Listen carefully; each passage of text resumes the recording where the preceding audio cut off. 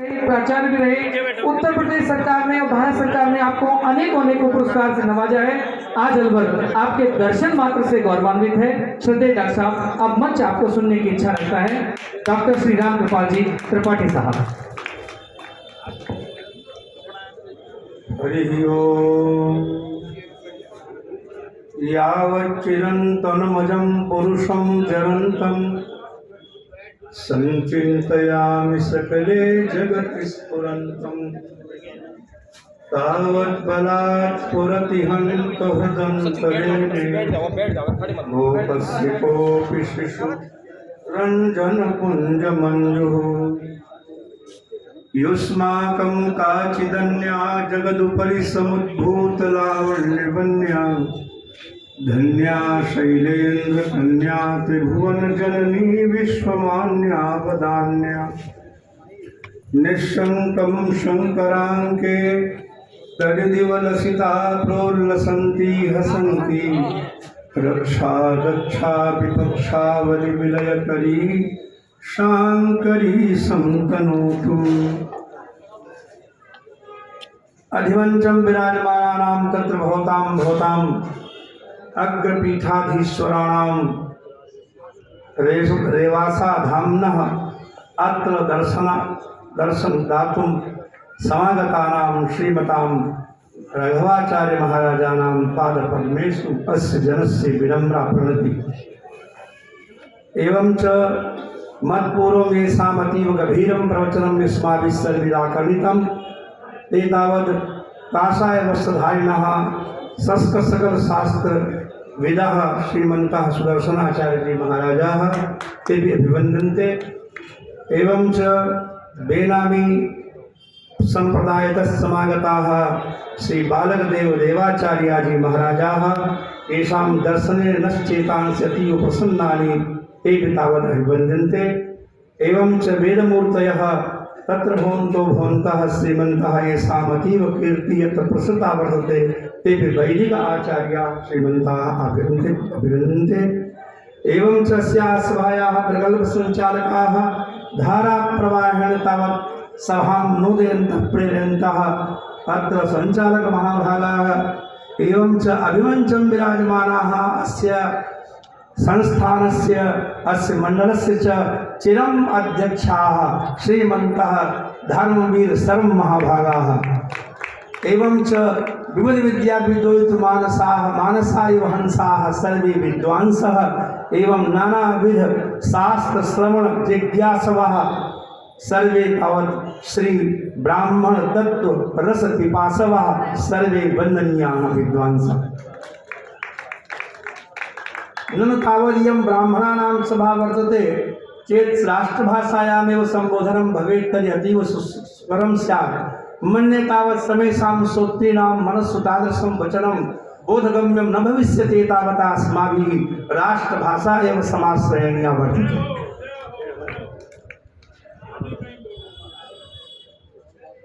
मैं सबसे पहले अपने को बहुत धन्य मान रहा हूँ कि इतने एक कालावर 6 दिन इतने विप्रों का दर्शन करके बहुत आनंद हो रहा है। रामचरितमानस में भगवान श्री राघवेंद्र सरकार का वचन है, मन कर्म वचन कपट तज जोकर भूसुर सेव मोहि समेत बिरंच शिव वसता के सब देव। सारे देवता उसके अधीन हो जाते हैं। ऋषभदेव भगवान से किसी ने पूछा कि आप बताइए संसार का सबसे गंभीर प्राणी गुरुतर प्राणी कौन है। भगवान ऋषभदेव कहते न ब्राह्मण स्तुरे भूतमन्य बस्यामि विप्रा किमत परंतु। ब्राह्मणों से मैं किसी प्राणी की तुलना नहीं कर सकता। तत्र हेतु कहा क्यों नहीं कर सकते। प्रियस्मिन् हृदि प्रभुतं श्रद्धयाहम् अस्नामि कामम न तथाग्निहोत्रे। इसके मुख में अगर कोई आहुति डाल दे तो जितनी तृप्ति मुझको होती है उतनी अग्निहोत्र में भी नहीं होती है। ये भगवान ऋषभदेव का नारायण का वचन है। लेकिन अभी जो बार बार महाराज श्री सुदर्शनाचार्य जी ने बार बार प्रेरणा दी कि वस्तुतः ब्राह्मण तो विद्या से ही पूजित था। विद्या हो गई ब्राह्मण माजगाम। वेद भगवान कहते हैं विद्या को चलकर के ब्राह्मण के द्वार पर आई। उसको ब्राह्मण को विद्या के द्वार पर नहीं जाना पड़ा। विद्या हवई ब्राह्मणाजगाम, विद्या ब्राह्मण के पास आई और ब्राह्मण से विद्या ने हाथ जोड़ करके कहा, गोपाय माम, हे विप्र देवता, आप हमारी रक्षा कीजिए। इससे बड़ी बात और क्या कही जा सकती है। विद्या खलु तावत ब्राह्मणम याचते, विद्या ब्राह्मण से याचना करती है, हे विप्र देवता, आप हमारी रक्षा कीजिए। तो ब्राह्मण ने कहा, मैं आपकी रक्षा करूं, आप मेरा क्या करेंगे। तो विद्या कहती है, सेवधिस्ते हमस्मि, हम तुम्हारा सर्वविध कल्याण कर देंगी, तुमको कहीं जाने की आवश्यकता नहीं होगी। वो है ब्राह्मण। और इसलिए यतो वायुमानि भूतानि जायन्ते येन जातानि जीवन्ति यत् प्रयन्ति अभिविशन्ति तद वै ब्रह्म तद विजिज्ञासस्व। आचार्य कहता है, जिस परमात्मा से ये सारा संसार उत्पन्न होता है और ये न जातानि जीवन्ति, उत्पन्न होने के बाद जिसके तेज से प्राण धारण करता है, वो है कौन। यत् प्रयन्ति अभिविशन्ति, और इसमें बाद में प्रवेश भी करता है, तत् वै ब्रह्म, वो ब्रह्म है। तत् विजानी ही, उस ब्रह्म को जानो। अतएव तावद चार जो अपने आश्रम माने गए हैं, उसमें प्रथम आश्रम है ब्रह्मचर्य। इस समय ब्रह्मचर्य शब्द का अर्थ जो आप लोग समझते हैं वो एक रूढ़ हो गया है। ब्रह्म इति वेदा, ब्रह्म शब्द का शुद्ध अर्थ है वेद। अतएव इदं भागवतम नाम पुराणम ब्रह्म संहितम, अत्र ब्रह्म संहितम इत्यस्य का अर्थ, ब्रह्म संहितम वेदतुल्यम इत्यर्थ। ब्रह्म शब्द का केवल अर्थ होता है वेद, और तद अध्ययनार्थम चर्यमाणम क्रियमाणम व्रतम ब्रह्मचर्यम, और उस वेद को अध्ययन करने के लिए किया जाने वाला जो व्रत है, जो नियम है, उस व्रत का नाम है ब्रह्मचर्य। अतएव ब्रह्म वेदार्थान चरत इति ब्रह्मचारी, जो वेद के अर्थों को चरता है उसको ब्रह्मचारी कहते हैं। और जब ब्राह्मण की विद्या सिद्ध हो जाती है, मिथिला में एक ब्राह्मण हुए हैं 300 वर्ष पहले, श्री भवनाथ मिश्र, जिनका दूसरा नाम हो गया था अयाची मिश्र। ब्राह्मण नरोत्तम दास जी ने भले कह दिया हो कि ब्राह्मण के धन केवल भिक्षा, आज महाराज जी ने सुधार दिया कि भिक्षा गलत बात है, ब्राह्मण के धन केवल शिक्षा। बोलिए, ब्राह्मण के धन केवल शिक्षा। और किसी भी शास्त्र से ये सिद्ध नहीं किया जा सकता कि ब्राह्मण की जीविका भिक्षा थी, कोई नहीं सिद्ध कर सकता। दादा वचनम प्रमाणम न भवति, शास्त्रम प्रमाणम भवति, शास्त्र प्रमाण होता है। ऋतामृताभ्याम जीवेत मृतेन प्रमृतेन च सत्यामृताभ्याम जीवेत न स्वृत्या कथंचन। ब्राह्मण की जो 4 वृत्तियां हैं उनको स्वीकार करना। ऋतामृताभ्याम जीवेत, ऋत वृत्ति और अमृत वृत्ति। अब ऋत वृत्ति से जीना इस समय असंभव है। ऋतम किमस्ति, ऋतम उंसशीलम प्रोक्तम, ये बात जाननी चाहिए। ब्राह्मण की पहली जीविका है ऋत वृत्ति। ऋत वृत्ति माने उंसशीलम, माने आपका खेत कट गया, किसान अपना सारा धन ले गया, लोगों के पशु उसमें चल गए, अब उसमें किसी का हक बचा नहीं है। अब ब्राह्मण उस खेत में जाए और वहां कोई बाली, कोई दाना टूटा हुआ मिल जाए, उसको उठा करके लावे और खाए, उसका नाम है शिल वृत्ति। शिला, उसको शिला कहते हैं। और यहाँ पर बाजार लगती है अन्न की, बाजार उठ गया, झाड़ू लग गई, अब किसी का वहां कुछ बचा नहीं है। अब उस क्षेत्र में ब्राह्मण जाए और वहां मिट्टी में कुछ दाने पड़े हुए मिल जाए, उनको उठा करके एकत्रित करके बलिवैष्णदेव करके खाए, उसका नाम है उंच वृत्ति। लेकिन शिल और उंच को मिला के होता है शिलोंच वृत्ति। ऋतम उंच शिलम प्रोक्तम अयम तावद युग धर्म, पद्म पुराण का वचन है कि देखो अयम तु युगधर्मो ही वर्तते कस्य दूषणम अतस्त पुंडरीकाक्ष सहते निकटे स्थिता। युगानुरूप चलना ही पड़ता है। क्या आज किसी ब्राह्मण की जीविका ऋतवृत्ति से और उच्च वृत्ति से चल सकती है? जब नहीं चल सकती तो आपको युग के अनुरूप अपनी जीविकाओं को स्थिर करना चाहिए। इसे दूसरी वृत्ति है मृत वृत्ति, जो मरी हुई वृत्ति कही गई है। मृतम तो नित्य याच्यास्या, जो मांग करके खाता है वो तो मृत वृत्ति खाता है, मरी हुई जीविका है, उसको कभी ब्राह्मण स्वीकार नहीं करता। न निशिलोंच वृत्ति से काम चलेगा, न मृत वृत्ति से काम चलेगा।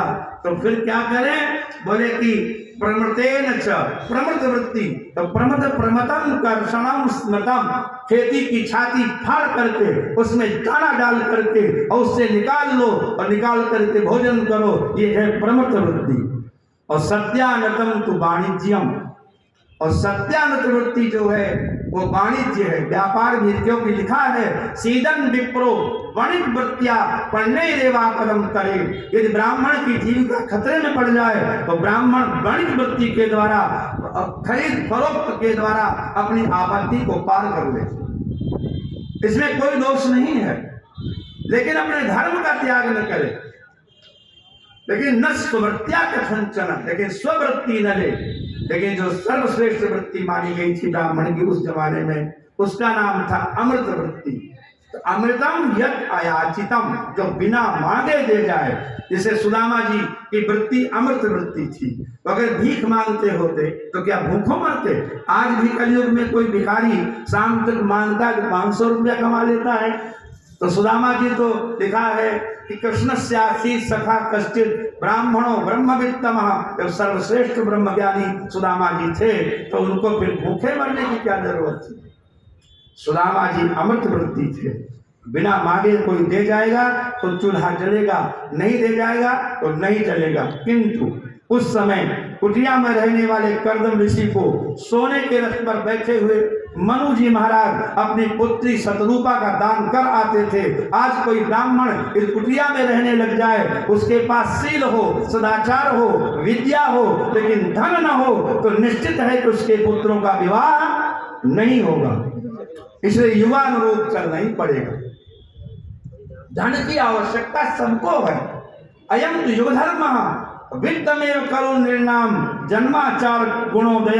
जो भागवत जी घोषणा करती है कि कलयुग में तो धन से ही निर्णय किया जाएगा। जो धनवान होगा वो कुलीन माना जाएगा, जो धनवान होगा वो सदाचारी माना जाएगा, जो धनवान होगा वो गुणी माना जाएगा। धनस्य आवश्यकता सर्वेषाम् अस्ति। इन पुरा काले वो अयाची मिश्र जो थे, मिथिला में रहते थे, कि बहुत कथा उल्लास देने वाली है। उनके घर में पुत्र हुआ। पुत्र को उत्पन्न करते समय कोई दाई टाइप की होती है, वो आकर के सहायता करती है। आजकल तो हॉस्पिटल्स में पुत्र होते हैं, पहले घर में ही प्रसव होते थे। और कुछ स्त्रियां इसके लिए बहुत ज्ञानी होती थी, वो प्रसव कराती थी, उनको दाई कहते थे। वो दाई आई, महाराज आपको बधाई हो, आपके पुत्र हुआ है। भवनाथ मिश्र बड़े प्रसन्न हुए, अयाची मिश्र। दाई ने कहा हमें कुछ इसका पुरस्कार मिले, बधाई मिले, नेक मिले, निछावर मिले। ध्यान से सुनिए। भवनाथ मिश्र ने कहा देवी आज हमारे पास तुम्हें देने के लिए कुछ नहीं, लेकिन मैं तुम्हें वचन देता हूं, ये हमारा पुत्र जो पहली कमाई करेगा वो सारी कमाई मैं तुमको दे दूंगा। आप बताइए क्या ऐसी आज दाई संसार में होगी कि पुत्र पैदा हुआ है, ये बड़ा होगा, कमाई करेगा, तब इसकी दक्षिणा हम आपको। और उसने कहा जय हो महाराज की, मैं प्रतीक्षा करूंगी। और वो बालक 4.5 वर्ष का हुआ, नंगा नंगा धूल में खेल रहा था। मिथिला नरेश का हाथी निकला। महावत ने कहा ए बालक हट जा रास्ते से, राजा का हाथी आ रहा है। बालक ने कहा मूर्ख, तुझे मालूम नहीं है ब्राह्मण किसी को रास्ता नहीं देता, आप अपना हाथी अलग से निकाल ले जाओ, मैं रास्ता नहीं दूंगा। कितने वर्ष का था? राजा ने कहा हाथी बिठाओ। और जाकर के उस ब्राह्मण बालक के पास पहुंचे। बोले महाराज, आपका स्वरूप तो बहुत छोटा है, लेकिन आपने बात बहुत बड़ी कह दी। तो बालक कहता है, बालो हम जगताम नाथ नमे बाला सरस्वती। मैं बालक हूं, लेकिन मेरी सरस्वती बालिका नहीं है। प्राप्त पंचमे वर्षे वर्णयाम जगत्रयम। जब मैं 5 वर्ष का होऊंगा तो तीनों लोकों का वर्णन मैं यही खड़े खड़े कर दूंगा। राजा ने गोद में उठा लिया। कहता, महाराज एक श्लोक ऐसा सुनाओ आधा लौकिक हो और आधा वैदिक हो। 4.5 वर्ष के लड़के से राजा कहता है ऐसा श्लोक सुनाओ। एक बात और जानिए, श्लोक जो है एक छंद का नाम है, माने it's a particular verse of Sanskrit. माने सारे पद्यों को श्लोक नहीं कहते हैं, वो तो इसी तरह श्लोक कहते हैं। जैसे सबसे पहले जब नकली घी आया तो उसका नाम था डालडा, खजूर छाप। अब बाद में और भी ब्रांड्स आए, रत्साप आया, 1 नंबर आया, गगन आया। तभी लोग कहते हैं डालडा की पूरी है कि शुद्ध घी की। डालडा नहीं था वहां, तो पहली बार जो आता है उसका नाम हो जाता है। तो दुनिया में वेदों के बाद जो पहला पद्य संस्कृत का प्रकट हुआ वो श्लोक छंद में था। मान साधक प्रतिष्ठाम तुमगवस्सासुति समा यद्गंच मिथुनादेक मौधि ही काम मोहितम। तमसा नदी के किनारे वाल्मीकि भगवान के मुख से पहली कविता विश्व की निकली थी, जिसका नाम था श्लोक। क्या नाम था उसका? और श्लोक वो होता है, श्लोके षष्ठम गुरुगेयम सर्वत्र लघु पंचमम दुचतुर्पादयो ह्रस्वम सप्तमम दीर्घमन्यो हो। ये श्लोक का लक्षण है कि इसके प्रत्येक चरण में 8 अक्षर होते हैं और छठा अक्षर गुरु होता है, 5वां अक्षर लघु होता है और पहले चौथे चरण में 7वां गुरु होता है और पहले तीसरे चरण में 7वां लघु होता है। उस श्लोक उस छंद का नाम है श्लोक। और राजा ने शर्त रखी कि मुझे श्लोक सुनाइए। मैं शार्दूल की पीढ़ी नहीं सुनूंगा, शिखरणी नहीं सुनूंगा, वंशस्थ नहीं सुनूंगा, इंद्रवृज्जा नहीं सुनूंगा, उपेंद्र वृज्जा नहीं सुनूंगा, मालिनी नहीं सुनूंगा। आई वांट टू लिसन श्लोक। आधा वैदिक और आधा लौकिक। यो सी लहराया 4.5 साल के बालक ने। ब्राह्मणों को अपने इस तेज को समझना चाहिए। और उसने कहा, चलितश्चकितश्छन्नः प्रयाणे तो भूपते सहस्रशीले खा पुरुखा सहस्राक्षा सहस्रपाद। हे राजन, जब तुम सेना लेकर के चढ़ाई करते हो शत्रुओं के ऊपर, तो चलितः चकितः छन्नः सहस्रशीर्षा, 1000 सिर वाला जो शेषनाग है वो चलिता तुम्हारी सेना के भार से हिलने लगता है।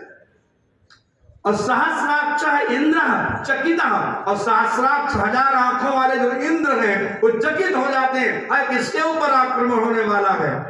और सहस्रपाद 1000 पैरों वाला जो सूर्य है वो छन्न आपकी सेना की धूल से ढक जाता है।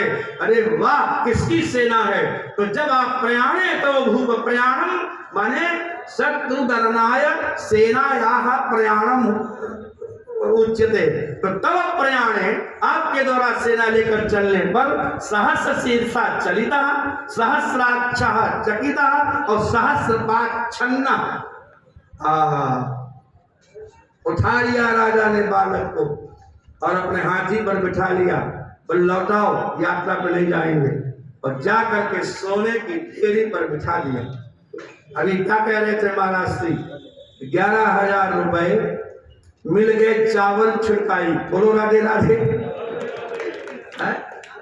हाँ, ऐसा जजमान 11,000 बस ऐसे कर दिया। 1, 2 और 3 और 5 घंटा जहां पर ये जो है स्वस्थ इंद्रो वृद्धस्वः रटते रह गए, वहां मिले 11 रुपए। इसका मतलब क्या है कि यदि ब्राह्मण को विश्वास हो, हम लोगों को चूंकि यही वृत्ति है तो बड़ा अनुभव है कि कहीं रास्ते चलते मिलता है और कहीं पर यजमान बद्ध मुष्टि होता है। इसलिए कभी भी ब्राह्मण को यजमान को दुखी करके नहीं आना चाहिए।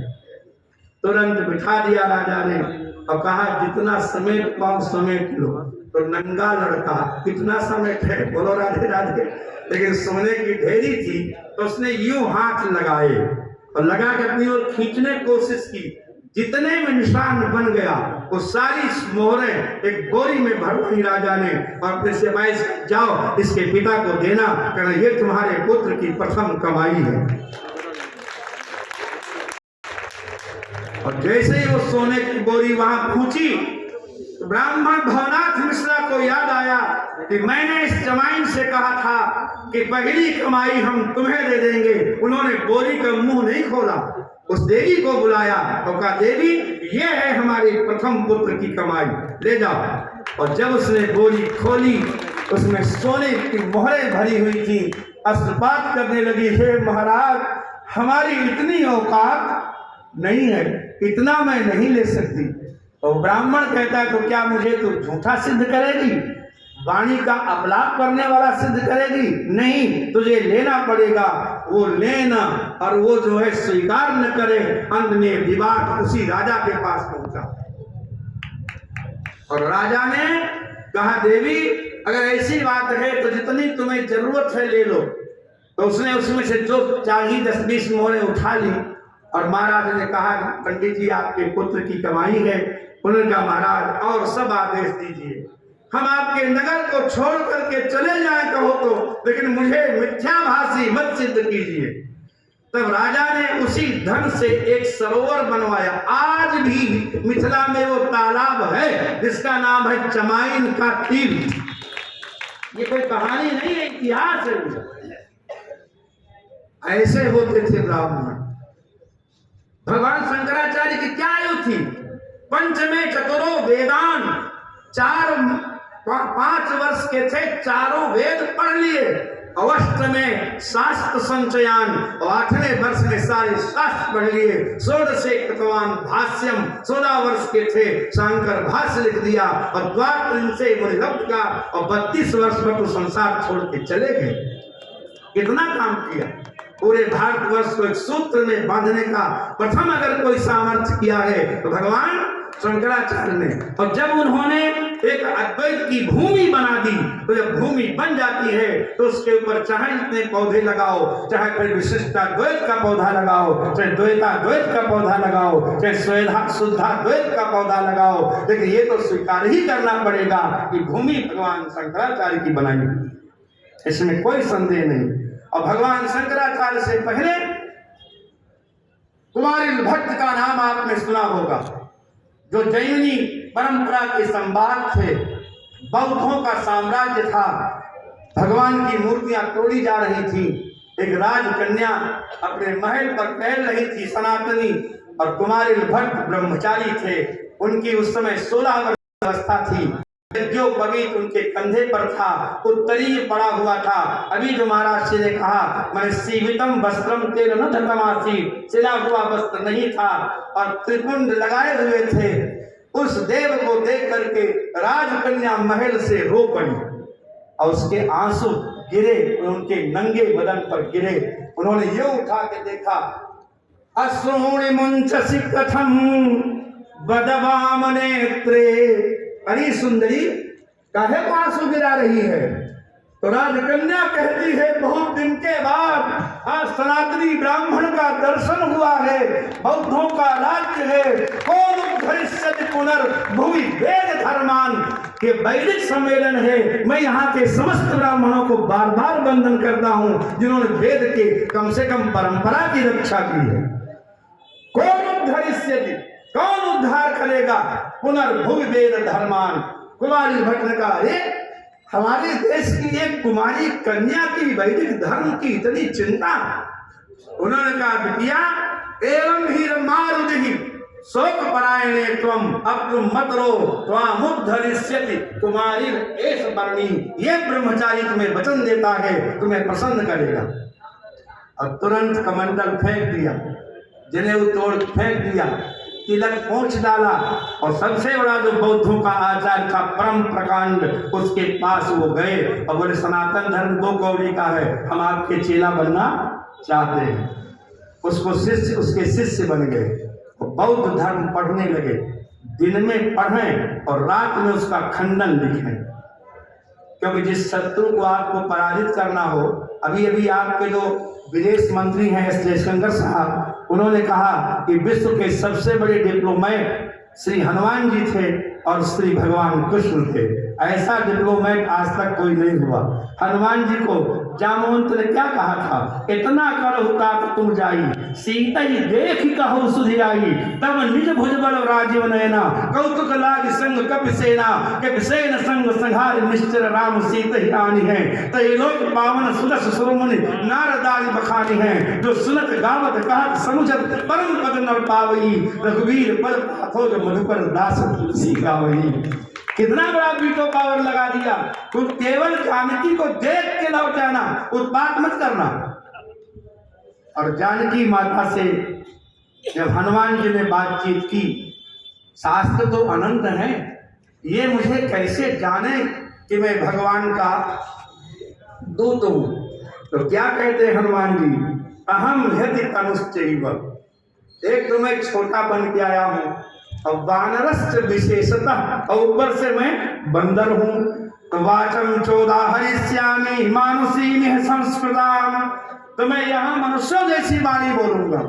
यदि वाचम उदा वदिष्यामि द्विजात्रिव संस्कृताम, रावणम मन्यमानामाम सीता भीता भविष्यति, यदि मैं ब्राह्मणों की तरह संस्कृत भाषा बोलूंगा जानकी जी से, ये मुझे रावण समझ लेगी और ये डर जाएगी, इसलिए मैं प्राकृत वाणी बोलूंगा। और जानकी माता से जब बोले तो जानकी माता ने कहा, ये बताओ तुम्हारे ही बराबर सारे बानर हैं, कुछ घटने बढ़ने की गुंजाइश? बोले क्यों माता? बोले तुम जैसों को बेसन लपेट के पकौड़ी बना के खा जाएंगे। सुत कवि सब तुम ही समाना, जात धान भट अति बलवाना, मोरे हृदय परम संदेहा। तो माता ने कहा अच्छा, हनुमान जी बोले अच्छा ये बात है माता, तो सुन कवि प्रकट कीन, कनक भूधरा कार शरीरा, समर भयंकर अति बलबीरा। हनुमान जी ने कहा माता आदेश दो, अभी ले चले तुमको। तो जानकी जी ने कहा मैं जानती हूं तुम ब्राह्मण हो। क्या बात, कांधे मूंज जनेऊ, मैं जानती हूं तुम ब्राह्मण हो, और ब्राह्मण का संकल्प कभी मिथ्या, इसलिए मैं ये भी जानती हूं कि त्रयाणामेव भूतानां सागरस्य लंघने शक्ति स्यात् वैनतेयस्य तव वा मारुतस्य वा। इस समुद्र को शारीरिक बल से पार करने वाले विश्व में केवल 3 हैं, या तो वैनते गरुड़ जी, या तुम्हारे पिता पवन देवता, और आखिरी तुम। सब काम करना है, लेकिन रावण को मार मत डालना। तो हनुमान जी बोले माता आपको कैद करके रखा है, क्यों न मारे? तो क्या कहा माता ने? बोले कि राघवस्य यशो ही ये तो या सस्तु राक्षसई ही, तुम ही राक्षसों को मार डालोगे तो राम कथा क्या सुंदर कांडे तक रखोगे? राम कथा कैसे चलेगी? मैं जानती हूं कि तुम उसको अभी ले जा सकते हो राघव के पास, लेकिन मैं चाहती हूं कि रामायण पूरी हो। बोलो राधे राधे। और रामायण की बात इस मंच से ज्यादा और कौन जानता होगा? देखिए, यद्यपि रस की अगर चर्चा करें तो रसा सभ्यगता हुआ, अनुकार्यगता हुआ, अनुकर्तृगता हुआ। रस का अनुभव किसको होता है? यदि आप शकुंतला और दुष्यंत बने तो आप नाटक कर रहे हैं या राम सीता बने, तो उस नाटक के आनंद की अनुभूति अध्यक्ष जी ने आज बताया कि मोहन भागवत जी यहाँ आए थे 2 घंटे के लिए, और जब रामलीला शुरू हो गई तो पूरी रात बैठे रह गए। ये रस का आनंद है। तो ये बताओ, जब आप राम जी का नाटक करते हो तो उसका रस राम जी को आता है, जानकी जी को आता है, या जो कर रहा है उसको आता है, या जो सामने बैठा है उसको आता है? पर ये निर्णय हो जाता है।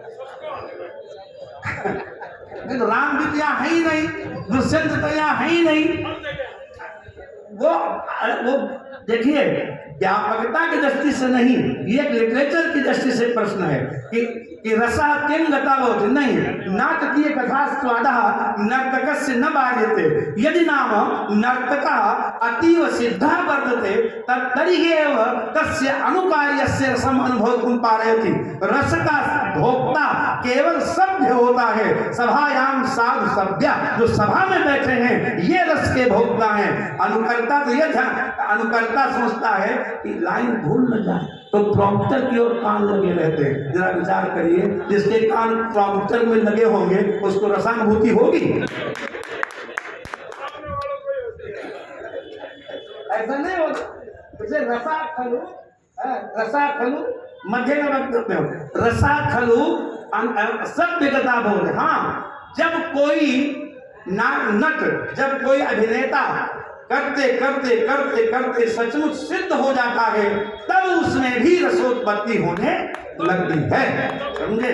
क्योंकि वहां लिखा धनंजय ने जो है एक शास्त्र लिखा है दशरूपकम, तो उसमें लिखा है नाटकीय कथा स्वादः नर्तकस्य न बाध्यते।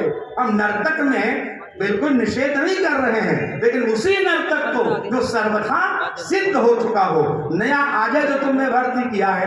एक जगह रामलीला हो रही थी अध्यक्ष जी, और जो हनुमान जी बनते थे मलेरिया हो गया उनको, और वो भी 106 डिग्री, और अनाउंस हो चुका था सज्जनों कल अधिक से अधिक आना, हम आपको हनुमान जी का दर्शन कराएंगे, और हनुमान जी हो गए बीमार, उठे ना।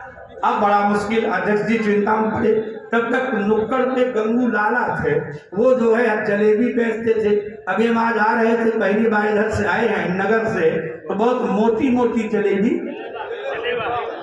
हाँ, तो हमारा ये लड़का साथ में था, तो कहा गुरुजी बहुत अच्छे लगे, खा लें, लेकिन हमारा ड्राइवर इतना जबरदस्त कि उसने रोका ही नहीं, हमने और शरद ले आया। तो हम इसने कहा गुरुजी लौटते समय तब तक तो गला ठंडी हो जाएगी, जब जलेबी तो जलेबा गरम गरम अच्छा लगता है। तो जीवन में पहली बार जलेबा का दर्शन किया। तो गंगू लाला बेचते थे जलेबा, और खा खा करके खुद ठीक ठाक थे हमारे अध्यक्ष महोदय की तरह। अब महाराज कमेटी वाले बोले कि लाला जी आज हमारी रामलीला में आप हनुमान जी बन जाओ।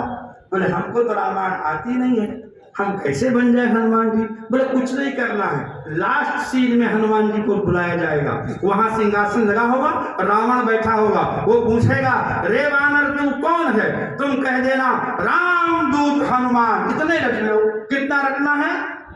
रामदूत। और फिर हम पर्दा गिरा देंगे, आरती कर देंगे। अब बड़े खुश होंगे लाला, फोटो खिंचाएगी, मुखौटा लग जाएगा, आए साथ मचकते हुए। लेकिन जो रावण बनता था वो गांव का दादा था, और बड़ी बड़ी उसकी मूंछें, और ठाकुर आदमी और गुंडा। जैसे ही वो आया मंच पर लाला, और उसने कहा रे वानर तू कौन है? तूने मेरी बगिया क्यों उजाड़ी? और कमेटी वालों ने बगिया उजाड़ने वाली बात नहीं बताई थी, और लाला जी कभी रामायण नहीं पढ़े, तूने मेरी बगिया क्यों उजाड़ी? लाला ने कहा रे ठाकुर साहब की बगिया लगता किसने उजाड़ दी? सरकार हम गंगू लाला हैं, हम हनुमान जी नहीं हैं, हमको तो इन लोगों ने बनाया है। अब बोलो रस आएगा कि नहीं आएगा? नाटकीय कथा स्वाद, नाटकीय कथा का आस्वाद नर्तक को तभी आएगा जब वो सिद्ध हो, करते करते इतना अभ्यस्त हो जाए, रसमय हो जाए। मैंने भक्तमाल में एक कथा पढ़ी है, एक दक्षिण में होती थी नरसिंह लीला। तो जो नरसिंह भगवान बनते थे ब्राह्मण देवता, उनको नरसिंह का आवेश हो गया, और उन्होंने सचमुच जो है उसका पेट फाड़ डाला, और जो हिरण्यकशिपु बनता था उसकी मंच पर ही मृत्यु हो गई। अभी केस चला, ये भक्तमाल में कथा है। और केस चला तो क्यों पंडित जी आपने इसको मार डाला? बोले महाराज हमें तो ध्यान ही नहीं है। तो राजा ने कहा ऐसे नहीं दंड देंगे, रामलीला करो, और इनको दशरथ जी का पाठ दो। और दशरथ जी का पाठ दिया। जब राम जी वन को चले गए और दशरथ जी विराट हा राम राम रघुनंदन राम राम, हा वत्स लक्ष्मण सुलक्षण सर्वगात्र, हा पुत्र मैथिली प्रतिष्ठित चित्त वृत्ते, हा वनम किल गतावत में तनुजा। हाय मेरे पुत्र बल को चले गए, और जैसे कहा चले गए स्वयं उनके प्राण तत्काल निकल गए और वहीं पर उनकी मृत्यु हो गई। तब उन्होंने कहा ये है असली जो है नायक। तो आपका तो वो महाराज स्थान है, समझे, कि जहां पर वेद का अनुपालन होता है। लेकिन कुमारिल भट्ट वैदिक थे और बौद्ध धर्म पढ़कर के उसका खंडन करते थे। अब 12 वर्ष पढ़ने के बाद बौद्धाचार्य ने कहा कि तुम अब दीक्षित हो गए, जाओ सनातन धर्म का खंडन करो। कुमारिल भट्ट बोले मैंने सनातन धर्म का खंडन करने के लिए तुम्हारा शिष्यत्व स्वीकार नहीं किया है, मैं तुम्हारा नाश करने के लिए यहाँ आया हूँ। तो मुझसे पहले शास्त्रार्थ करो। और सबसे पहले अपने गुरु को ही शास्त्रार्थ में। अब एक राजा बहुत प्रसन्न हो गए, उनकी रक्षा के लिए एक छोटी सी सेना दे दी। सारे भारतवर्ष में उन्होंने महाराज जो है वैदिक धर्म का प्रचार किया। लेकिन शास्त्र के अनुसार गुरु का अपमान करने वाला कैसे जो है उसका प्रायश्चित करे। तो सूखी गूलर की खोह में, पुराना गूलर का वृक्ष हो, वो सूख गया हो, उसमें बीच में खोखला क्या कहेंगे उसको, खो हो गया हो, और उसमें धान की भूसी भरे और उसके बीच में बैठ जाए और धान की भूसी में अग्नि लगावे और जीवित ही बैठ करके प्राण देवे, तब उसके प्रायश्चित से दूर हो सकता है। और यही काम कुमारिल भट्ट ने किया। ये इतिहास है, ये कोई कथा नहीं है। ये है हमारे ब्राह्मणों का। और इसीलिए ब्राह्मण आ जाएगा अपनी वाली पर, उदयनाचार्य का नाम हो सकता है आप लोगों ने किसी ने सुना हो। उदयनाचार्य के सामने यही समस्या आई, बौद्ध आचार्य आया और उसने कहा हम शास्त्रार्थ करो मेरे साथ, और नहीं तो ये मूर्तियां तोड़वा दो। राजा ने उदयनाचार्य से कहा हे गुरुदेव, क्या मंदिर की मूर्तियां तोड़वा दें? बोले नहीं, मैं शास्त्रार्थ करूंगा और मैं 2 मिनट ही लूंगा, उसके बाद मैं शास्त्रार्थ करूंगा। शास्त्रार्थ होने लगा। 21 दिन शास्त्रार्थ चला। बौद्धाचार्य बहुत शास्त्रज्ञ था, वो जान गया कि उदयनाचार्य को शास्त्र में पराजित नहीं किया जा सकता। वो तांत्रिक भी था। उसने कहा अच्छा, जब उदयनाचार्य जी शास्त्रार्थ करते थे तो शालिग्राम भगवान को कटोरी में रख के और तुलसी पत्र चढ़ा के और उन्हीं की ओर नजर रखते थे उत्तर देते समय। उनकी वाणी कभी अवरुद्ध नहीं होती थी। उसने कहा ये तुम्हारे सामने कटोरी में रखा है पत्थर, ये क्या है? उदयनाचार्य बोले साक्षात नारायण है। बोले अगर तुम्हारे नारायण को हम धुआं बना के उड़ा दें तो? तब उदयनाचार्य जान गए ये केवल पंडित नहीं है, ये तांत्रिक भी है। तो उदयनाचार्य ने कहा सुनो, अगर तुमने धुआं बना के उड़ा दिया और फिर मैंने अपनी सिद्धि से फिर से शालिग्राम प्रकट कर दिया, तो तुमने धुआं बनाया और हमने प्रकट कर दिया, तो इसमें बड़ा कौन छोटा कौन, ये कैसे सिद्ध होगा? कौन जीता कौन हारा? इसे तंत्र विद्या छोड़, प्रयोग पर आ जा। कैसा प्रयोग? तो राज दरबार के सामने से विशाल प्रांगण है, ऐसे 2 ताड़ के वृक्ष खड़े थे 50-50 फुट ऊंचे। पर एक वृक्ष पर तुम चढ़ जाओ और एक वृक्ष पर मैं चढ़ता हूं, अपने अपने सिद्धांत की दुहाई देकर के कूद पड़ो। जो जिंदा बचेगा उसका शास्त्र सही और जो मर जाएगा उसका शास्त्र गलत। अब राज दरबार था, कोई सब्जी मंडी तो थी नहीं। राजा ने कहा बिल्कुल थी, हो चुका शास्त्रार्थ, चढ़ जाओ एक एक पेड़ पर। उस बौद्धाचार्य को विवश होकर चढ़ना पड़ा। और जब चढ़ गए तो बौद्धाचार्य कहता है पहले आप कूदिए। बोले हाँ हाँ मैं कूदूंगा। यो गोफा डाला, ताड़ का वृक्ष मोटे कितना होता है, और दाहिना हाथ उठाया और बोले ईश्वर अस्ति वेदाह प्रमाणम, वेद प्रमाण है कि भगवान है। और इतना कह के कूद पड़े। तो पान के पत्ते के तरह लहराते हुए आए और धरती पर पद्मासन लगाकर बैठ गए। बौद्धाचार्य ने सोचा लगता है यहाँ का वाइब्रेशन कुछ ऐसे ही है कि यहाँ गुरुत्वाकर्षण है ही नहीं। उसने तुरंत वही किया, वेदाः अप्रमाणम, वेद कोई प्रमाण नहीं होते, ईश्वरो नास्ति, ईश्वर नहीं है। और ऐसा कहकर के कूद पड़ा तो नाचता हुआ आया और सिर के बल गिरा, दधिकुंड की तरह फूट गया। इस दिल के टुकड़े हजार हुए, कोई इधर गिरा कोई। आज हमारे अध्यक्ष जी ने नाश्ता करते समय एक बात कही कि वकीलों में और ब्राह्मणों में कभी एकता नहीं हो सकती। लेकिन ये भी सुन लीजिए साथ में, यदि ब्राह्मणों में एकता हो गई तो संसार का उच्छेद हो जाएगा। क्योंकि सिंहानाम च महालस्यम और सर्पाणाम च महद भयम और ब्राह्मणानाम अनैक्यम च तस्मात् जीवन्ति जंतवा। सिंह बहुत आलसी होता है और सर्प बहुत डरपोक होता है और ब्राह्मण आपस में लड़ते रहते हैं, इसलिए संसार जिंदा है। जिस दिन सिंह आलस्य छोड़ देगा, जिस दिन सर्प भय छोड़ देगा और जिस दिन ब्राह्मण भेद छोड़ देगा, संसार में कोई बचेगा ही नहीं। संसार को चलाते रहने के लिए ये बहुत जरूरी है। और दूसरी बात सुनिए, नहीं हारने की बात नहीं है। और दूसरी बात सरकार ये है कि जो है अमर कोश ने ब्राह्मण के विद्वान के पर्यायवाची में लिखा है, ब्रह्मा विद्वान विपश्चित दोषज्ञ। विद्वान वो होता है जो दूसरे के दोष पकड़े। अगर दोष ही नहीं पकड़ेगा तो गोबर गणेश है, फिर विद्वान किस बात का है।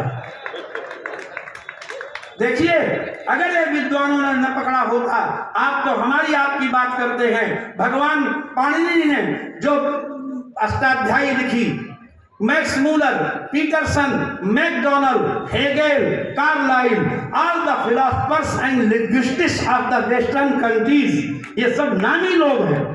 और उन्होंने कहा कि विश्व मस्तिष्क का सर्वश्रेष्ठ अगर कोई ग्रंथ है वो है पाणिनि की अष्टाध्यायी। ऐसा कोई रचना आज तक हुई नहीं।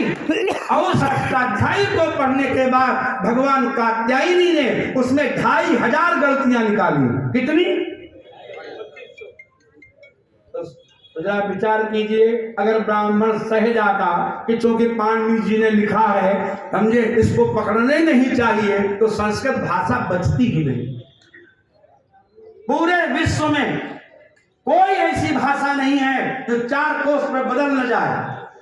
कोई ऐसी भाषा नहीं है जो 20 वर्ष बाद कुछ बदल न जाए। लेकिन संस्कृत एक ऐसी है कि हम वाल्मीकि भगवान की भी भाषा समझते हैं और आज के संस्कृतज्ञ की भी भाषा समझते हैं। जो जर्मनी में बोली जाएगी वही चेन्नई में बोली जाएगी। Sanskrit is the universal language, इसमें कोई संदेह की बात नहीं है कि देश काल से परे है।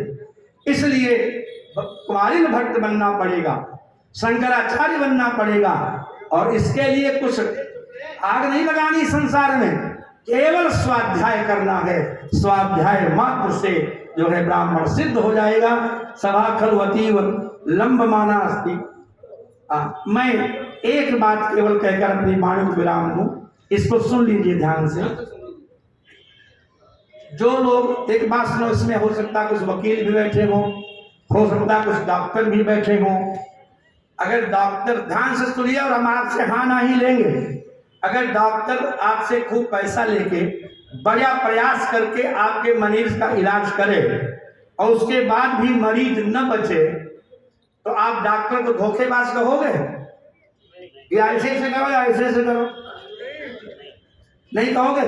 इसने हमको ठग लिया, हमारे लाखों रुपए ले लिए, ऐसा आरोप लगाओगे? वकील ने आपसे बहुत बड़ी फीस ली, कपिल सिब्बल, मनु सिंघवी जैसे लोग एक हिरण के 5-5 लाख रुपए लेते हैं और जमानत नहीं दिला पाते, बोलो राधे राधे, और दोबारा फिर उनके पास जाते हैं। और ब्राह्मण अगर कहे कि तुम्हारे पुत्र नहीं होता है, हम एक बढ़िया अनुष्ठान करेंगे, पुत्र हो जाएगा, और बाई चांस प्रारब्ध बहुत खराब हो और पुत्र न हो, तो आप कहेंगे ब्राह्मण ने हमको ठग लिया। ब्राह्मण ने हमको बेवकूफ बना दिया, इसीलिए अच्छे ब्राह्मणों ने कर्मकांड से अपने को हटा लिया, क्योंकि आपने ब्राह्मणों का अपमान करना शुरू कर दिया। आपने आत्मदेव जैसा ज्ञानी, सब यहाँ पंडित बैठे हुए हैं, लिखा है कि वह सौतस मारते सुनिष्णाता द्वितीय भास्कर, जो दूसरे सूर्य की तरह था, श्रौत और स्मार्त कर्मों में निष्णात था, उसने जने कितने अनुष्ठान किए लेकिन उसके भी पुत्र नहीं हुआ। जब प्रारब्ध बहुत खराब होता है तो एक अनुष्ठान में काम तो 10 अनुष्ठान कराओ। ब्राह्मण को दोष मत दो, वेद को दोष मत दो, विधि को दोष मत दो। हमारे एक परिचित कलकत्ता में सेठ जी रहते थे, अभी वो शायद जीवित हैं। विवाह के 20 वर्ष तक उनकी कोई संतान, उनसे किसी संत ने कह दिया, महाराज जी जैसे ने, कि तुम काशी चले जाओ और वहां के वैदिक ब्राह्मणों का आश्रय लो, अगर वो अनुष्ठान कर देंगे तुम्हारे पुत्र जरूर हो जाएगा। वो काशी आए, ब्राह्मणों का वर्ण किया और उसके बाद पहले दिन पूजा करा दी, एक कमरा किराए पे लेकर के उनके लिए, एक में भोजन पानी सेवक लगा दिया, एक मुनीम छोड़ दिया कि तुम हर अवस्था जो है जरूरत आचार्यों की पूरी करना और अनुष्ठान देखते रहना। और सेठ भी चले गए। अब ब्राह्मण लोग करें जब, और जब करते करते कभी अलसा जाए तो हंसी करें, मजाक करें, सब जो है ठिठोली करें, और मुनीम सब बात देखें। तो 3 दिन बाद मुनीम ने कहा कि ये लोग तो जब वो करते नहीं है महाराज, और आपका अनुष्ठान कैसा हो रहा है? तो सेठ ने कहा, अच्छा सुबह से लेके शाम तक की हर गतिविधि बताओ। तो मुनीम कहता एक बात है। तो क्या? बोले ब्राह्मण जब आरती करते हैं अंतिम में तो अश्रुपात पूर्वक भगवान शिव से कहते, हे भोलेनाथ, हम लोग जैसे ब्राह्मण हैं कलयुग के वो तो है, हम जैसा पाठ कर रहे हैं आप स्वीकार कर रहे हैं, आप हमारे यजमान को पुत्र जरूर दे दें। बस ये बात कहते हैं और कुछ नहीं कहते। बोले बस हो गया काम। अब ठीक 10वें महीने उसके घर में पुत्र। ये होती है निष्ठा। ये सच्ची घटना मैं आपको बता रहा हूं। ब्राह्मण हृदय से आशीर्वाद दे दे, ब्राह्मण प्रसन्न होकर के आपके घर से चला जाए, आपके सारे दुख दरिद्र दूर हो जाएंगे, इसमें कोई संदेह की बात नहीं है। निष्ठा शास्त्र में होनी ही चाहिए, माता पिता में निष्ठा होनी ही चाहिए। जो माता पिता में निष्ठा नहीं कर सकता वो शास्त्र में कभी नहीं करेगा। भीष्म पितामह से युधिष्ठिर ने प्रश्न किया शांति पर्व में, ये बताइए सबसे बड़ा गुरु संसार में कौन है? तो पितामह कहते दशैव तो सदाचार्यान श्रोत्रियान सदाचार्य श्रोत्रियान अतिवर्तते। 10 वेद पाठियों से एक आचार्य श्रेष्ठ होता है जो पढ़ाता है, और 10 आचार्यान उपाध्याय, 10 आचार्यों से उपाध्याय श्रेष्ठ होता है जो अपने घर में रख करके बालकों को शिक्षा देता है। और उपाध्यायान पिता 10, और 10 उपाध्यायों से एक पिता श्रेष्ठ होता है। और पितृन 10 तु मातयिका, और 10 पिताओं से एक माता श्रेष्ठ होती है। और फिर बोले नहीं नहीं, मैंने माता को कम बता दिया। सर्वां वा पृथ्वीमपि गौरवेण विभवति नास्ति मातृ समो गुरु। माता और पिता जैसा गुरु संसार में कोई नहीं होता। माता पिता संतुष्ट हो जाए काम हो जाएगा। इसीलिए तुलसी कहते हैं एक पिता के विपुल कुमार हो ही पृथक गुणशील आचारा। को पंडित तापस, को ज्ञाता, को धनवंत, सूर को गाता, को सर्वज्ञ, धर्मरत कोई, सब पर पित सम होई। को पितु भगत वचन मन कर्मा, सपन जान दूसर धर्मा। सो सुध प्रिय पितु प्राण समाना, ये सो सब भांति अयाना। निश्चल होकर के हम शास्त्रों की शरण में जाएं, ग्रंथों की शरण में जाएं। ये ग्रंथ जागृत हैं, आप ग्रंथ को परिपाक मात्र कर लीजिए। हम अनुभव की बात बताते हैं। हमारे यहाँ तो ऐसे ऐसे उदाहरण हैं कि आदिष्टवान यथा स्वप्ने राम रक्षामि मां हरः तथा लिखितवान प्रातः प्रबुद्धो बुध कौशिक नाम के ऋषि को शिव जी ने राम रक्षा स्तोत्र स्वप्न में पढ़ाया और उठ करके उन्होंने लिख लिया। आज भी उस स्तोत्र का पाठ होता है। गुरुजन स्वप्न में आकर भी अर्थ बताते हैं। मैं अनुभव की बात आपको बता रहा हूं। इसलिए ब्राह्मण ग्रंथ का आश्रय ले, ग्रंथ कृपा करेगा, विद्या मुख पर आ जाए, उच्चारण शुद्ध हो जाए, संस्कृत जैसी लिखी जाती है वैसी ही पढ़ी जाती है। केवल संस्कृत में ही ये काबिलियत है, संस्कृत और हिंदी, नेपाली और मराठी में, बाकी भाषाएं लिखता कुछ है। जरा एक बात बताओ, टीओ टू और डीओ डू और जीओ बू क्यों नहीं? ये कौन सी भाषा है? टीओ टू, डीओ डू और जीओ और गू बोलो।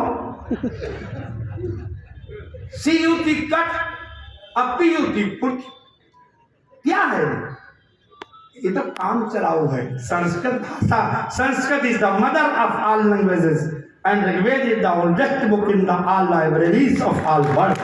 संस्कृत का मान मत करिए, संस्कृत को पढ़िए, संस्कृत ही जननी है, आपके सब मनोरथों को पूर्ण कर देगी। मैंने इस समय ज्यादा ले लिया हो महाराज, विलंब हो रहा है।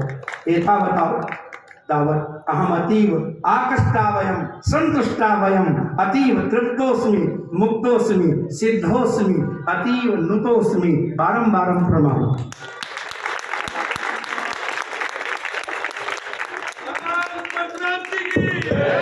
आपका बहुत बहुत आभार।